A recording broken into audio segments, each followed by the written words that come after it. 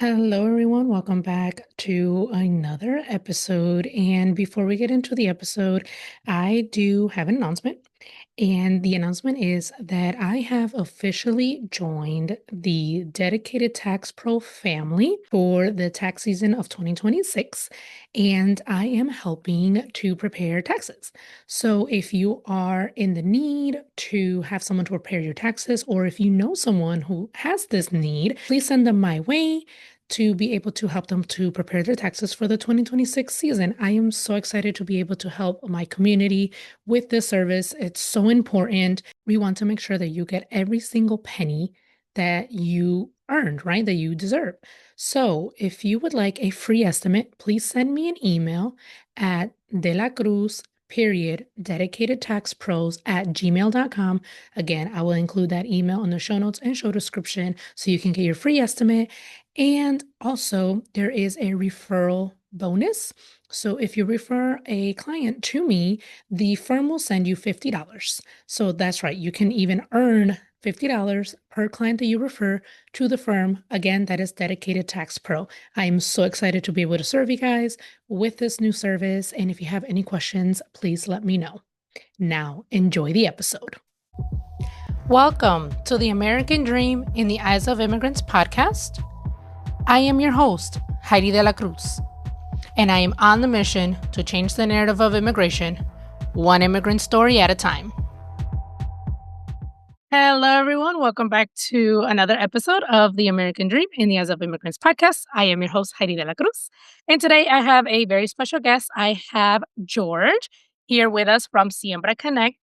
Hi, George. Thank you so much for being here today to talk about your upbringing in Puerto Rico and all the work that you are doing for Black and Brown creators and Latino creators like myself. How are you? And thank you so much for being here today. I'm thriving. I'm so happy to be here. I'm honored. Yeah, I'm super excited about this. Me too. I made it. So, so introduce yourself. Who are you? What you do? And then we can get started on childhood in Puerto Rico. Bueno. My name is George Torres. I'm known on the internet as Urban Jibaro. I am a digital storyteller, visibility strategist, and the founder of Siembra Connect. It's a community and platform built to amplify creators of color, especially those with roots in the Latinx community. I basically coach folks on how to show up online with purpose, get the bag without selling their soul, Yeah. uh, dismantle the hustle culture and build real community. It's not just about followers. It's about building sustainable and communities that we own, so that we can control the narrative.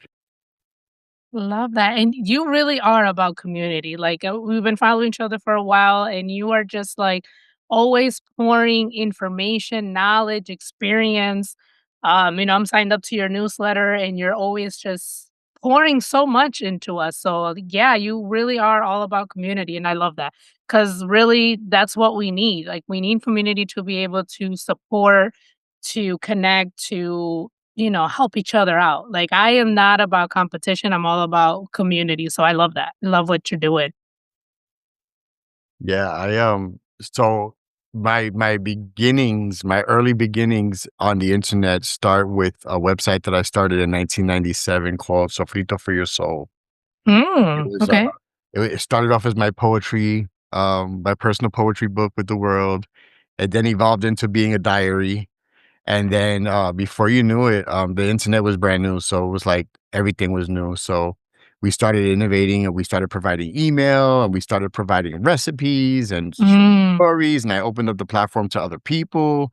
At the same time, so because I started the website in college, I was at SUNY College at Westbury, and while I was in college, we were producing cultural events as part of my fraternity in Alianza Latina, which was the Latino organization on campus. So it's like I was doing local events in Long Island and Queens and Brooklyn, and I actually had recognition from people all over the world, which was crazy mhm. because everybody was like, there was not much out there. Yeah. So being one of the only Latino websites out there was an interesting beginning to what's Yeah. now. So Yeah. So you've been at this for a while. 28 years. That is I awesome. started the website. I mean, I've been designing websites even a little bit before that, like 95, Yeah, but yeah. I launched the website in 97 and started the company. Yeah, so, yeah, we're going on, So what's your favorite? I mean, you've been doing this for a while, so what's your favorite like, what keeps you going? What's your favorite thing about the digital space? the digital space. It's the opportunity to be heard, you know? I grew up in Mhm. a time that was very monologue. Um, you know, no cell phones, there was no computers when I was growing up, you know, payphones is how we talked to our significant others back in, Yeah. right? I just like the potential of what happens when we unite and we share ideas and we collaborate and we share history and we educate each other. Like that connectivity really means a lot to me. And I didn't grow up with that. So Yeah.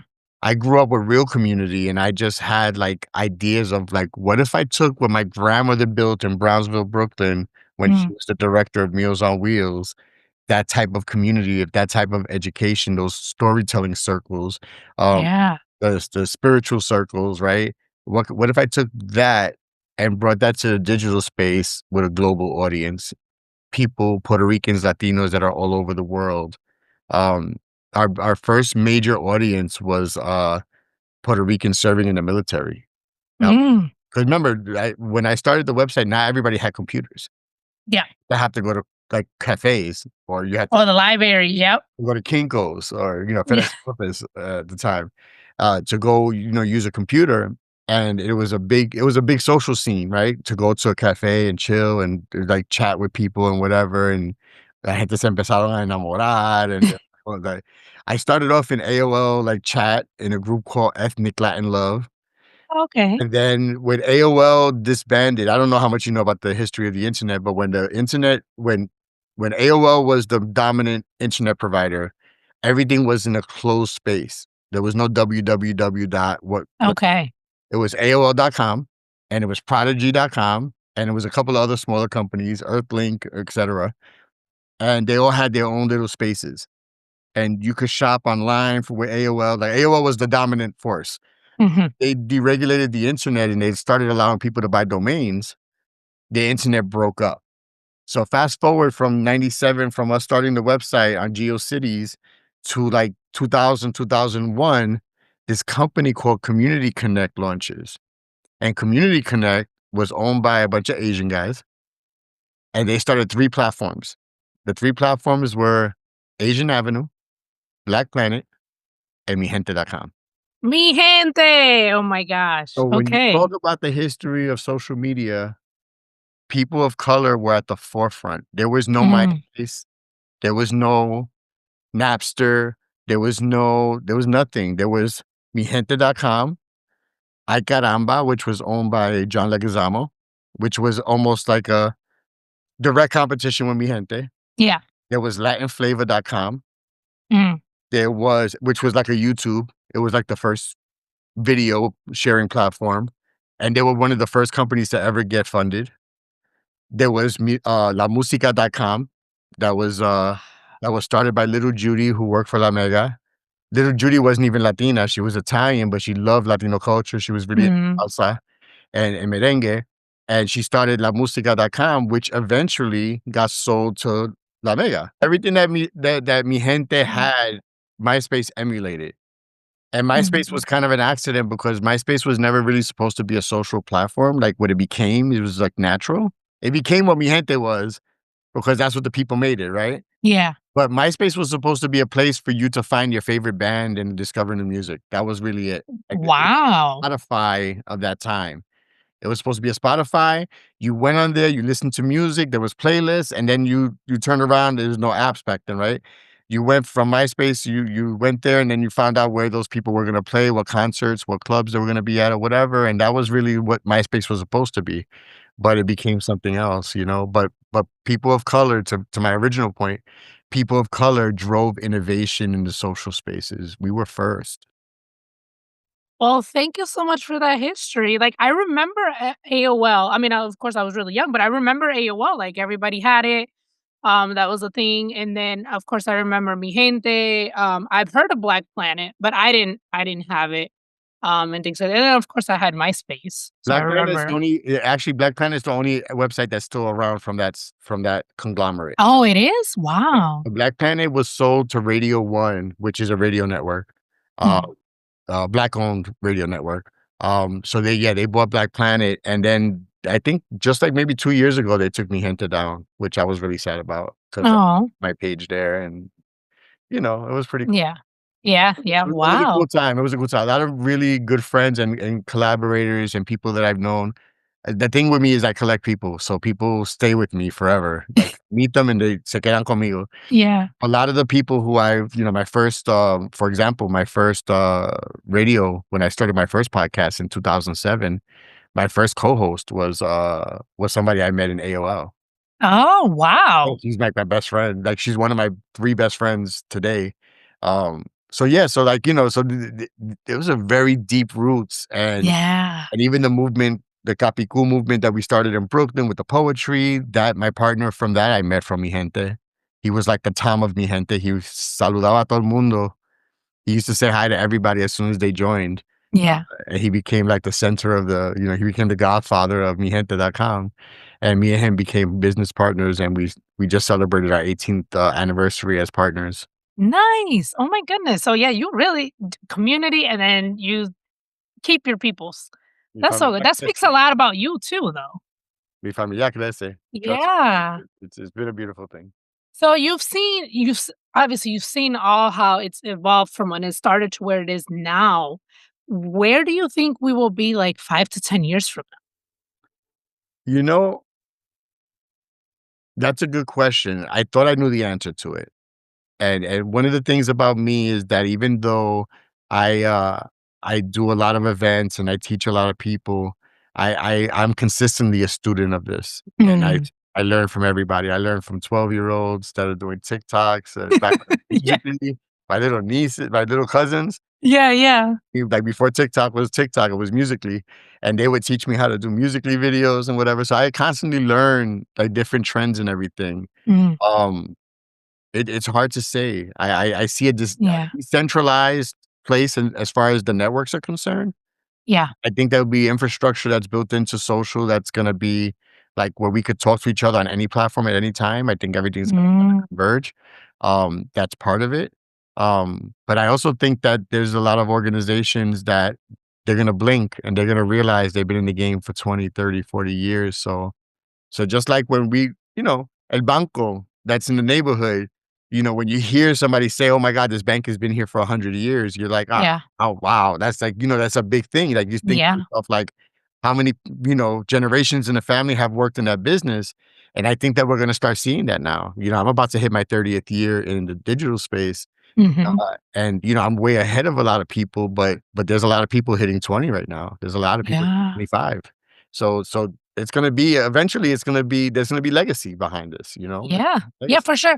A lot of well, I'm Christian, so I follow a lot of people in the Christian space, and a lot of like the women or like the authors that I had followed, a lot of them started as bloggers, like, way back in '06, '07 and stuff. So it's just like they've been in this online space for so long, and then they've, shifted with the time. So it's like they started with blogging and then they shifted to podcasting and they were able to get, book deals and things like that. So that's what just came to mind is like, man, a lot of the women that I would follow as writers and speakers now is just like they when they tell their story, like they started blogging, family blogs and things like that, was what was lifestyle blogs is what was really popular back then.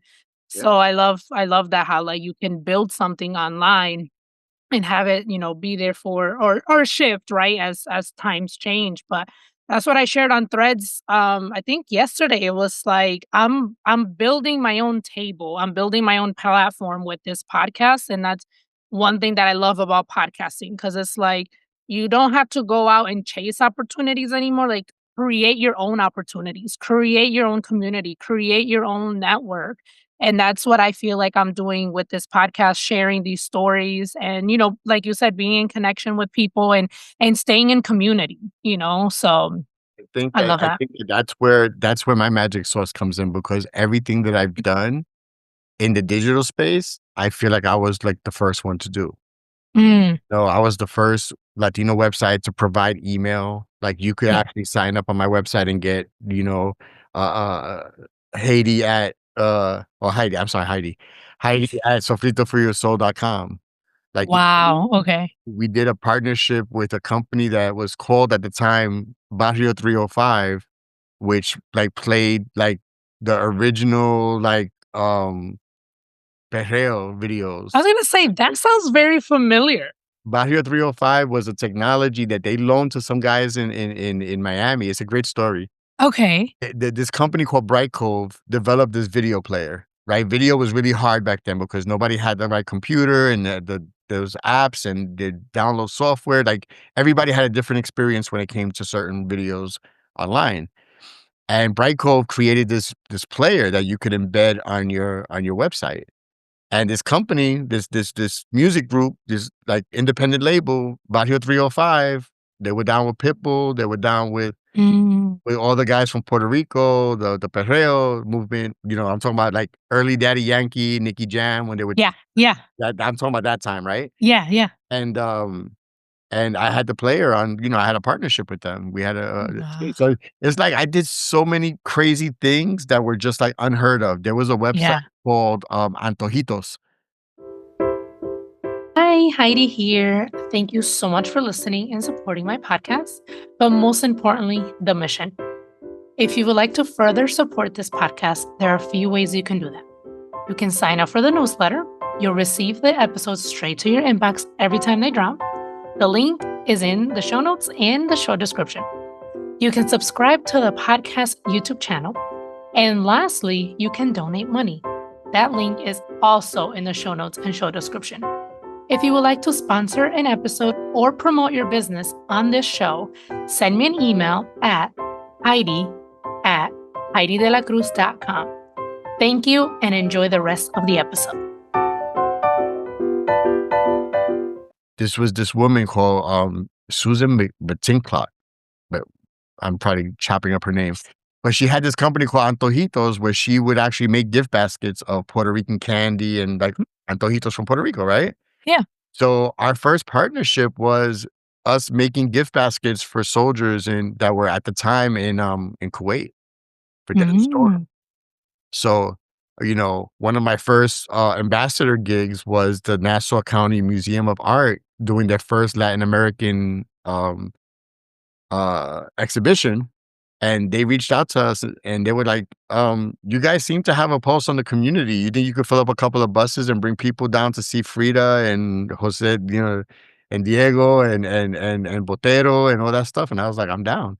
So Wow. we just started getting involved in these crazy partnerships and stuff like that, and I was just like I was open to everything, and I had a good Yeah. job, so even though there was no money involved, it was like it was my social scene, it was like Yeah. my hobby, right? It was like, let me just do all the things that I could do, and that's when the recognition started pouring in, that's when I started seeing that people from other countries were watching us because we had really detailed analytics, and I saw that people from the military from all over the world were watching. I once, um I once met a woman when the Hector Lavoe movie came out, the Mark Anthony version of that Mm. story came out. I was in a club in the city, it was a launch party, and this woman walks over to me and she says, "You're Urban Jibaro, right, George?" And I was like, "Yeah." So she's like, "Can I buy you a drink?" And I'm like, I'm worried because my girlfriend was about to come and show up. I was like, "Okay, let's have a." Yeah. So I'm having a drink with her, and and she tells me that, she goes on and on about how, like, I've impacted her life and everything. It turned out that she wrote her dissertation based on my website compared to a Korean cultural website. Wow. This is like 2000, I wanna say, like, somewhere in the 2003, 2004. Like, Yeah. it was definitely before Kapiku. But she told me that she wrote her dissertation, and she's like, "I've been, like, living, breathing, and every word that you write online, I'm like, I'm watching everything that you're doing." Wow. What Oh, an yeah. impact. So, like, you never know, you just never Mhm. know. Another story that's crazy is that I had a fraternity brother. He's a fraternity brother now, but there was a kid that I actually met in a high school, and I gave him a copy of my first poem that I ever posted on my website. It's called True Boricua. You could Google it. It's out there. And I gave him a copy of it. I read it in his school. I did my talk. I read the Mhm. poem to close the talk, and he asked me if he could have the copy, and I gave him the copy. And when I met him, he was just crossing into the fraternity. He was studying medicine in Cuba. He's at Columbia University, so he's an Ivy League student at this point. Wow. And he pulls a plastic sleeve out of his pocket that's all folded up, and it's the poem that I gave him. He says, "I carry this with me everywhere." Wow. And this guy's a doctor now. Like, you know what I mean? So it's like, you know Yeah. who you inspire, and I live off of that. I live off of Yes. um, Mm. we've been very lucky to work with a lot of projects. Too many to mention. Like, I literally don't talk about them, and unless the context comes up, I'll be like, "Oh yeah, I Yeah. worked with them." Yeah, Like, there's no place you can go online that has a list of everything I've done. yeah. But It's too but much. we worked with a lot of major players in the Latino space, from music to politics to everything. Community activists, etcetera. So it's been a blessing. It's been a blessing. I I'll live say, in what a a life you have lived. My goodness, now I feel so honored to have you here. Thank you so much for honoring your presence in this podcast. Oh my gosh. no, That's great. it's been a blessed life, and my grandmother is the one responsible for all of it, because her Yeah, storytelling in the kitchen is like, that's what I was gonna say. Like, like what you were mentioning about your grandma's. Like, you grew up in that storytelling atmosphere, type of thing. So that makes sense that that blossomed into you and doing what you're doing, or did what you did and doing what you're doing now. So I'm a direct reflection of my grandmother. I yeah. actually wear a shirt that says, "I am mama's wildest dream." Aw, that's so sweet. Yeah, she know it. Her story times were, I mean, I wish that she had social media in the time that she was in, Mm, following her with a camera everywhere. Like, yeah. yeah, I have a lot of video of storytelling. She tells a story about me, about when she met me for the first time and I peed in her face. Like, that's one thing to say. Of course. Her first time that she changed my pamper, I actually peed in her face. Y me lo perdonó, and I still Aw. fight over that. But, and she's right here, actually. I don't know if you're gonna be able to see it on the camera, but Oh, 'cause of the aw, I love that you have a picture of her right there. Of thank course. she's right here Yeah, all the time, all the time. that's beautiful. So tell us about Puerto Rico. I loved the history that you just gave us. So, I was born in Brooklyn. I was born in Brownsville, Brooklyn.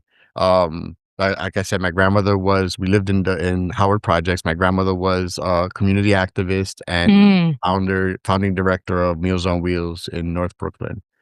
So she worked with the Department of the Aging, the department nice. really now. Okay.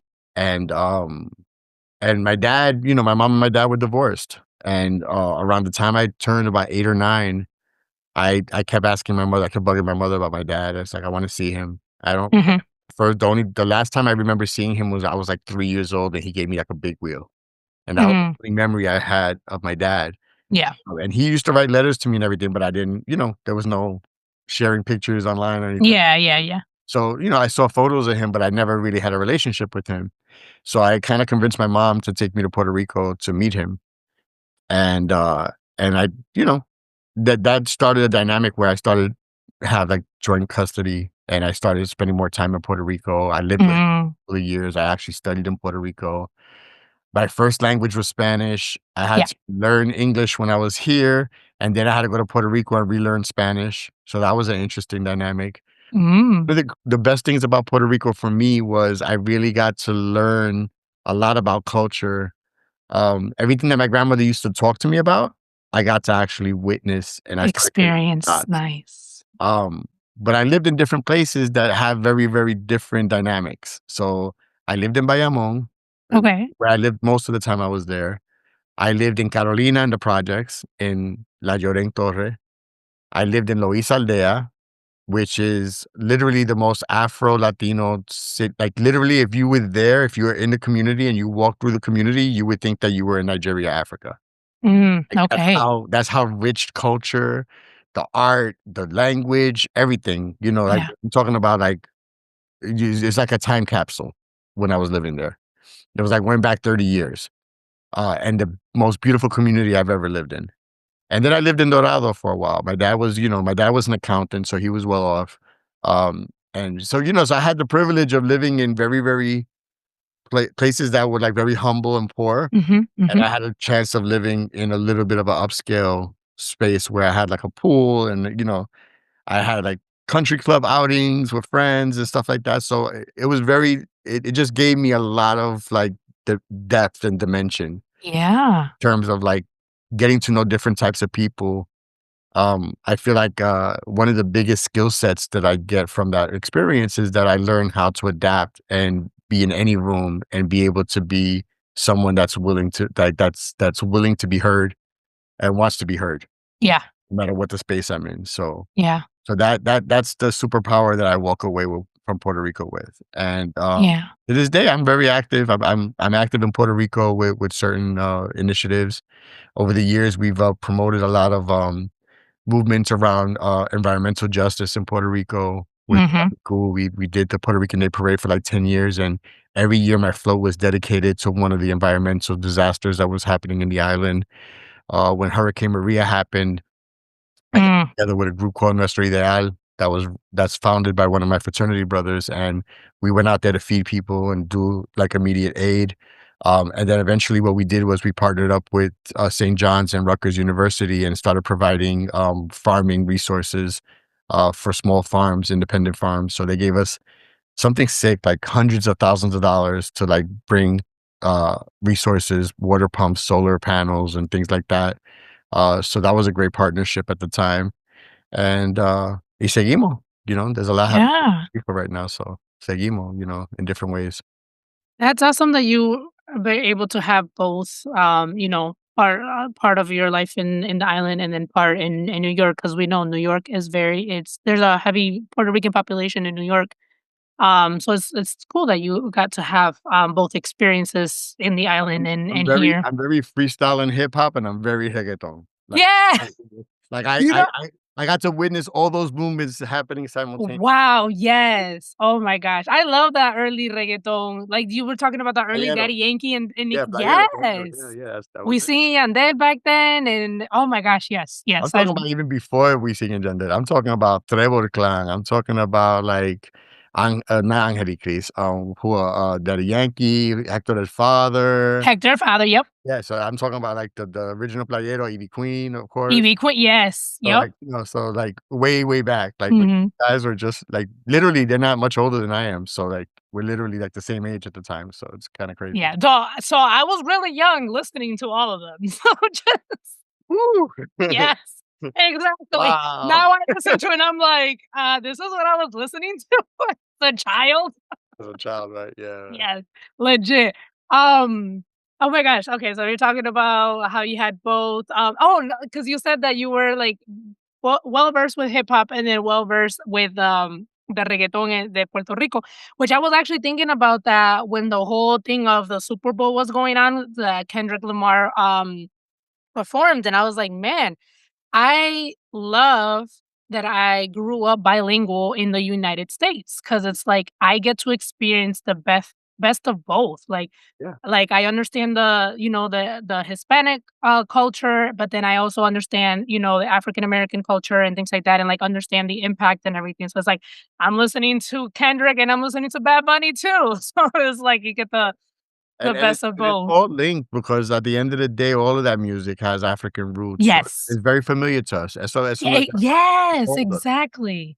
it calls us, so Yep, I actually that just reminds me of, like, when I, do therapy, my therapist is African American, and so when I'm telling her about, like, the Dominican culture, she relates because she was like, "Okay, it's, like, a lot of similarities, to the African American," but it's like you said, it's just because it's the root is the same.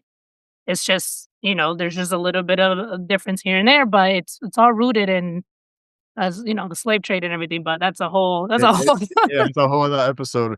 that's a whole another episode. Nothing gives me more in New York, especially because New York has like such a strong African community here. Mhm. And when I meet somebody that has a name that I know that's linked to like my heritage, like to you, Mm. uh, and I get to say like, and I always like to do this. I like to say, do you know we're cousins? What are Ah. you talking about? I'm like, do you know that, I grew up in the Yoruba tradition and I start talking about the Santos and, Yamaya, Mhm. and they're just like, what? Yeah. Like, do you Yep. know that mofongo is like a different version of like, Yep. and of fufu? their African, plantain Mhm. dishes, and it's just Yeah. it's crazy, like, I talk about cassava, and I talk about all these things, they're just like, "Wow," and then, obviously, it's a culture shock for them because I have blue eyes. Oh, yeah. So I'm telling them, like, I come from where you come from, and my DNA says it. My face doesn't represent what my DNA says, but I have Mhm. a lot of Taino and African in my DNA. Yep. So I always love having those conversations, and I tell them, I say, "If you ever go to Puerto Rico, if you ever have the opportunity to go to Puerto Rico, like, go to Loíza Aldea. Mm. Lois Aldea, so you could see, like, your direct, like, lineage. You could see artwork that comes from where you're from. Like, so Yeah. you could experience a bomba circle and plena, like, I want you to like, I always tell them that, and I have one friend who I work with in a restaurant that Mhm. actually got to experience that, and he was just like, "Yo," he's like, "I thought I was home." Oh, He said, "I thought I was home." He's like, "To see people, like, the only difference was the language, right?" yeah. In the language in Loiza, even in the language, it's like when you hear Celia Cruz sing. Mhm. Celia Cruz is the best example because she was so Cuban, so Afro-Cuban, Mhm. that she used a lot of words, a lot of African in her songs. Mhm. So it's like seeing that, right? It's like it's familiar. So it's somos primo, somos Yeah. primo, like, Yes, we are, yep. Yes, we are, and you're right, like, what you said with the whole music thing is just, like, the African beats and everything that we're familiar with, and that's what I love about our music, whether it was salsa, merengue, reggaeton, it's just, like, they the all have that. instruments, the beat, like yeah, I love it. I I love challenge you that. to find music that doesn't come from Africa. Impossible. Like, Exactly. as I've been doing, like, as music has evolved, so, like, for example, the whole thing with, like, Beyonce going country, that there was a big hoopla, and it's like, as things and articles come out, it's like, no, like, that is based also in Africa, like, the bluegrass, the country, the instruments, and it's like, yeah, like you said, like, try to find some music that is not based Yeah. from there, They don't like when we reclaim things, For sure, and for sure. that's more evident now than ever, but yeah. Yeah, yeah, But I for sure. digress. So let's talk about the work that you're doing now. You're all about community, you're all about uplifting. So, Siembra Connect. Yeah. When did that start? What are you doing with it now, and how can people support? So I always had a dream of creating some type of online academy for creators because Mm, you know, as a blogger, as a podcaster over the years, I've done a lot of like brand deals. I've done a lot of ambassadorships. I went to the UN. I represented Puerto Rico in a lot of different political situations when it comes to like the colonial status of Puerto Rico. mm, I always wanted to be able to teach people what I've learned in my experience so that they don't have to have the same learning curve so that they mm, can shorten the path to success, right? The pandemic happens. So the mm. pandemic happens and I start getting calls from different people from agencies that used to hire me, that used to sign checks for me, and they're all losing their jobs. They're all at home. They don't know what to do. They don't know if they're gonna have a job when everything's clears up. They don't know what Yeah. everybody has that like uncertainty. Mhm, But in my conversations with a lot of my closest colleagues in that circle, uncovered like some trends. Oh, I really wish I could do a podcast. I've always wanted to write a book. I always wanted to start a blog, and I was just like, "There's something here." mm. So I started something called the Siembra Initiative, and it was just a Facebook group, and I just put all those people in the group. It was a group of like 30 or 40 to start with, and by the time the pandemic started subsiding, we ended up with 241 people in the group. Wow. And then for a period of 2 years, I would say a little bit over 2 years, I gave them free coaching. Any questions that they have, I would go in and do, like, weekly co-working sessions. I would go in there and show them how to use different technologies. Before AI was even AI, I was teaching them how to use Grammarly and things like like, these apps Yeah. very helpful that would help them not have to, like, spend money on an editor that they don't have the money, so they didn't have the money to spend on an editor, so I would show them ways that they can cut some corners and be able to put out a good product. I had doctors that wanted to leave medical practice. I had a principal, a vice principal that wanted to quit the Department of Education to start a like VA company. And Mm, little by little, esta gente, they echaron pa'lante. yeah. The girl who owned the VA company ended up not really liking the VA business and she ended up getting out of it. and going back to education, but she went back to education with a skill set that allowed her to become a Pinterest coach. Nice. And Okay. now she was working at the Department of Education, and part-time when she was home, she was helping women, build their businesses on Pinterest that Yeah. like actually generating money. The doctor ends up, doing a bunch of, coaching for kids with, for parents of kids with autism. Uh, Wow. one of my really close friends, she was my radio co-host, and then eventually she started her own thing called Rooted Heart Academy. Her name is Jomaida, and she started this thing where she's actually creating like these like resource packages for parents with kids with autism. So there's like all these beautiful things coming out of Siembra, and I'm just thinking to myself like, hmm. But it turns out that during this time, like towards the end of the pandemic, I'm really busy with agency life, right? I Mhm. ended up buying into a partnership with an agency and trying to like flex my elder muscle, like so to speak, and try to give opportunities to other creators and Yeah. in my networking and my big resource group, so I could actually provide opportunities for others. But I didn't like it. I didn't like the space. I didn't like Mhm. the space. It was too cutthroat. I felt like there was a lot of gatekeeping. Mhm. There was a lot of competition. It was a very competitive space, and it just wasn't the right place for me. So I exited that, and this is what I decided to do. I decided to say, you know what? Let me start a newsletter. Let me Yeah. start teaching people. Let me start putting lessons together and curriculum together. In between that, I'm still consulting. I'm still doing ambassadorships. I'm still doing speaking engagements. I'm teaching at Columbia University's Teachers College. So I'm Nice. doing all these different things at the same time, and I'm just thinking to myself, like, I really have something to show. Like, I have something Yeah. to teach. So me tiré otra vez. So I started building the newsletter, and I just launched a podcast a couple of weeks ago with Nancy Ruffin and Melinda Ramirez, Melinda E. Ramirez from LinkedIn. Um, yeah, I'm just excited about all the upcoming podcasts that I'm gonna record and all the Yeah. guest appearances I'm gonna make. Like, I'm ready for this podcast tour. I'm ready to get into this again. This will be my 3rd podcast. I was about to ask you, what podcast number is this one now? This is my 3rd official podcast. I started with, the first one was well, first of all, in college, I had a show called La Hora de Sazón where I played salsa merengue. Okay. I did my first podcast was called Radio Capicu, which was connected to my collective in Brooklyn with the poetry and art. Yeah. My second one was, Social Sofrito, which was really like the precursor to it was my first educational offering. Like, Okay. Sofrito was me putting networking events together and whatnot. It was during the time that I was a part of Hispanicize, which was a major, like, Latino conference in Miami.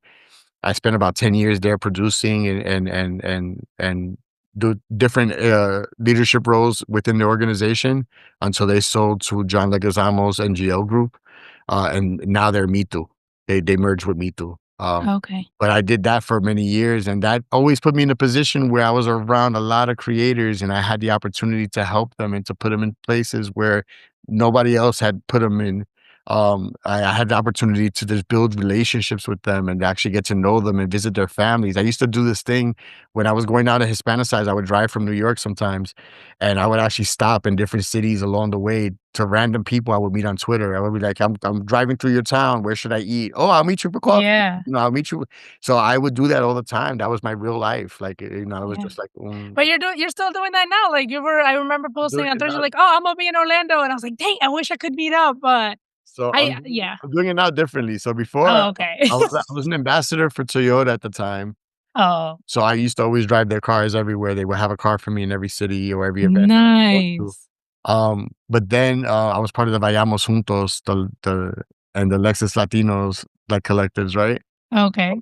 But now I do it differently. Now during the time just before the pandemic, I decided that I wanted to write a book and I wanted to do all this stuff that was gonna eventually become Siembra. And, I decided to, like, start working for my favorite airline, which was an airline that I actually did consulting for, that I did production work for, I did events for them. I actually did tours for like, media tours for different Wow. organizations for them. So I decided to become a flight attendant, and that's, like, completely opened my world. I actually have an article on Siembra that says, like, what becoming a flight attendant did for my business. Okay. I learned Gotta so check much that from out. being yeah, you gotta check that out because it's just really incredible what I've learned and what I've been able to teach people, from that experience. So now I'm flying to different cities, different countries, and I'm still connecting with creators. I still do the same thing. I gotta be a little bit more careful now because the world is a little crazier these days. Yeah.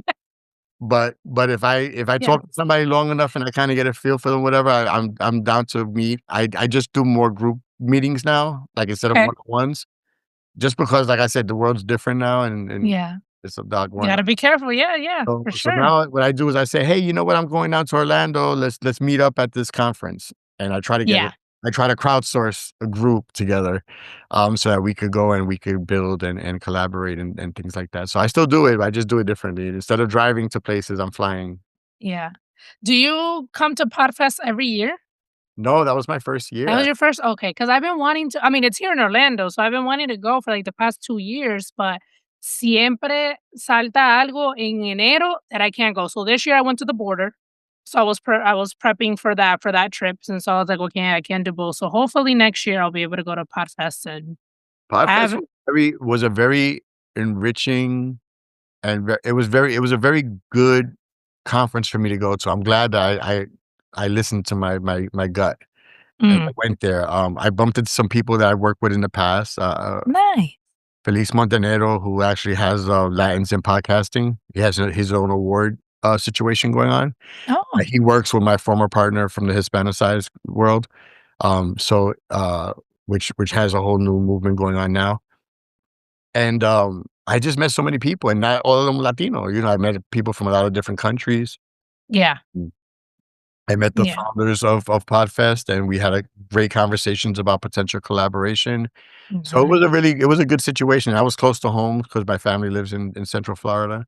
So Yeah. it was a good thing all around. Like, it was just a really good experience, and if for me, it was something new because over the last 10, 12 years, I've been the person hosting the conferences.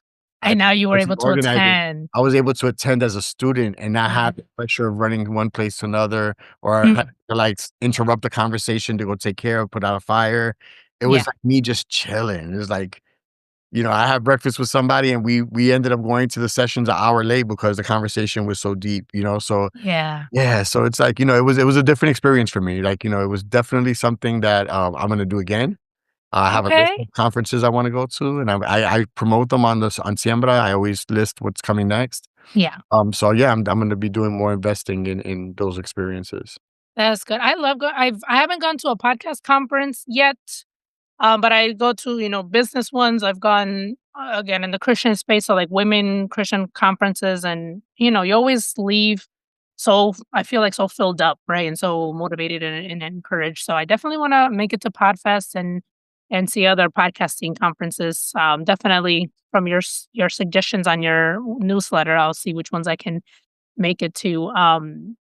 So, George, I'm going to include the link to your newsletter, the show notes and show description, so people can follow you and subscribe and learn from you. You have so much knowledge, experience, wisdom to give to creators. So, if anyone is out there is looking to start, or they're already starting, or just need, help, question, or whatever, George is your guy. He is so full of knowledge, and you're so willing to help too. And I love that. You're so willing to, provide that knowledge and that experience. So I appreciate that. And the last question to wrap up our amazing conversation today is, what does the American dream mean to you?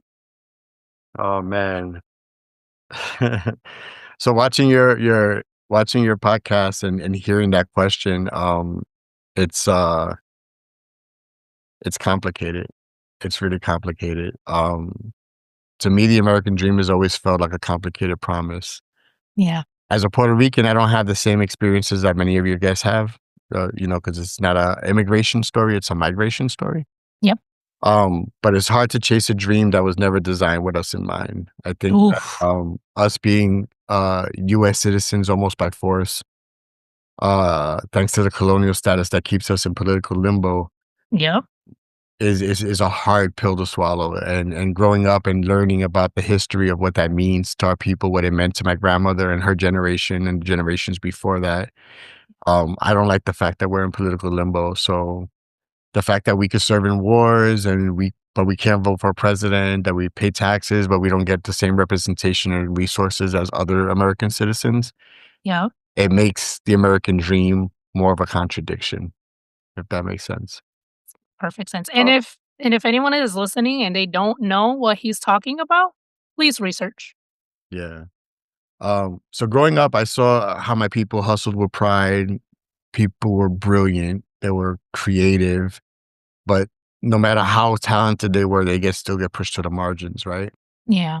The American dream told us that we can make it if we worked hard, but what they didn't say was that the playing field wasn't level, that the rules were blurry and the referees change when we start winning the game, right?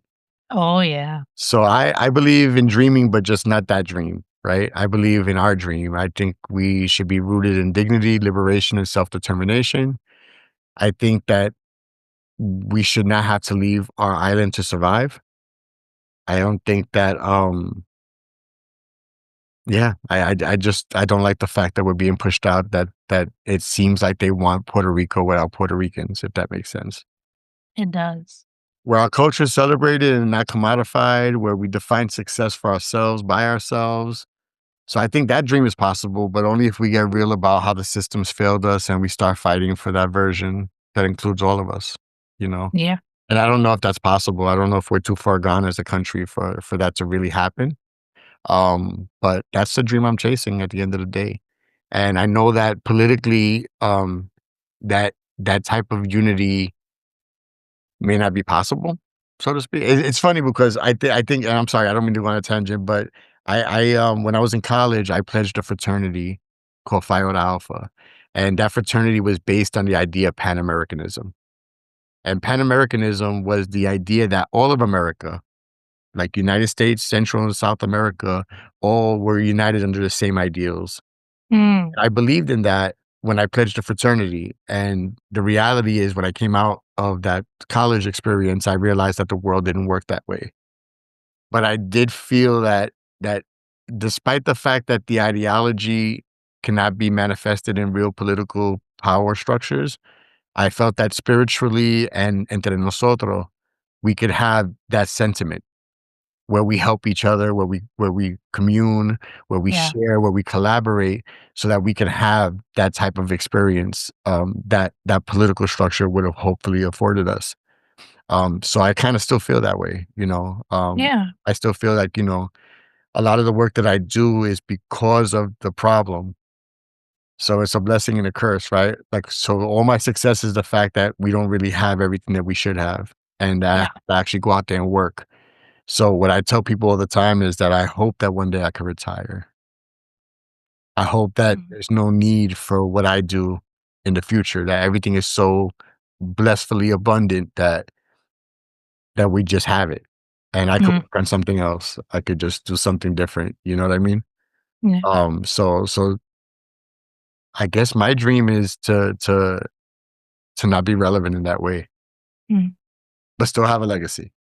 Yeah. We'll talk about the time that I spent here and what I work towards, but not have to be active because we're all right as a Yeah. people. So, I have hope in the younger generation in being able to fight for what is right, justice and everything, because we still have, the older generation who is kind of stuck, not kind of, who is stuck in their ways. And right. it's like they're holding us back into what we can be and what we should be. So I have hope in the younger generation. I will say that, but knowing the history of Puerto Rico, 100% makes sense that the American dream for you is complicated. 100%. And like I said, if someone who's listening to you talk right now doesn't understand where you're coming from, I encourage them to do the research, to read and learn about the history of Puerto Rico and how it was colonized and things like, and why Puerto Ricans are so proud of their flag. Yes. I would Like, say I would say 2 things. If you really wanna research it, I'm gonna give you 2 guides. One is the Latino newsletter, which is founded by Julio Varela, who is a Harvard graduated, Boricua out of Boston. Latino newsletter, Julio and I go back 20 something years, like we go back to the beginning of the internet. he's in Boston. He's in Boston, yeah. Oh, that's I mean, he's awesome. in New York a lot, but because of his previous business dealings, but Okay. he's in Boston. From Boston. And then the second thing would be if you wanted to approach it from an artistic perspective. Mm, We were talking about this before we got on the podcast. Listen to Bad Bunny's album and yes. research based on the terms that you're listening to. Research on the themes that you're hearing. That would give you a real interesting perspective on what's happening with us. Yeah. If you use that as a study guide, right? If in researching certain words and researching themes and things that he's talking about will actually lead you to a plethora of information online from a lot of great talented Boricua authors, bloggers, podcasters, etc. Love that. Thank you for those resources, and thank you so much for your time today. Thank you so much for being willing to share your story, your journey, and we'll stay connected. And I'm looking forward to continue to learn from you because you have so much experience, so much wisdom, and you're helping creators, independent creators like myself, with all your knowledge and wisdom and your connection in your community. So thank you for the work that you're doing, and I look forward to our growing relationship in the online space. Great. Absolutely. And just to before I leave, I want to thank you Mhm. for sharing, for trusting me, right? To come on your platform and talk to the people. I do because of what I do, I've learned how to say, you know what? Yo hago esto de gratis, I do this because I love to do it. There is money in it. There's money in some ways, but that's not what the project is about. The project is about free sharing of information and breaking open gates, right? But I do want to tell you how you could support me and my movement, because that's something I didn't do for many years, and that just creates a lot of assumptions, and sometimes it leaves you like empty, right? Because you're doing all this work and then nobody's actually coming back around because they don't know how to help you. Mhm. Want to make sure that I came here today and I actually told you how I need to be helped, right? Yes. So there's 3 ways you can help me. The first one is subscribing to the Siembra Connect newsletter. That's where I drop free game resources and opportunities. Every week there's at least one newsletter. And now that the podcast is going to be on a regular schedule, it's going to be the second issue during the week to announce the podcast and things related to that. The second way is booking a cultivation call. I do these free 20-minute calls to get to know you. It's like a cafecito type of situation. Although I like coquito. But so it doesn't matter if you're a new creator or if you're an OG looking to learn something different and new. I can help you find your niche. I can help you map out your next move. The next level of that is when I provide this coaching for free. When the time comes for you to take action on something big, a big opportunity comes up, that creates an opportunity for you to say, George, you know what? I appreciate what you do with the newsletter and you giving me all this free information week after week, but I need you now. I need you Mm, like 5 hours this week. And this is where the opportunity comes for us to do something a little bit more meaningful, where there's an energetic exchange, so to speak. And the last thing that you could do is share the platform.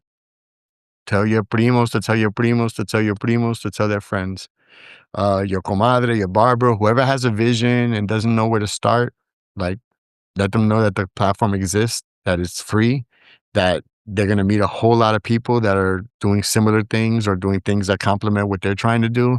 And, hopefully we can come together in community. My goal, uh, in the next year or so is to start putting together like weekend summits and in-person coaching events where I could really get granular with people and help them walk out of there with a plan, with resources, with funding, with whatever the things that need are. So that's kind of where I'm working towards. So I'm open to talking to anybody who wants to collaborate on that type of thing. And that stuff is already, those conversations are already starting.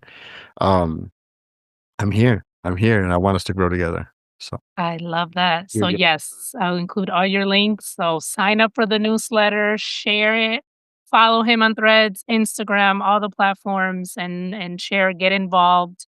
And thank you. Thank you. Thank you so much. Thank you. Thank you for listening to Mommy Podcast.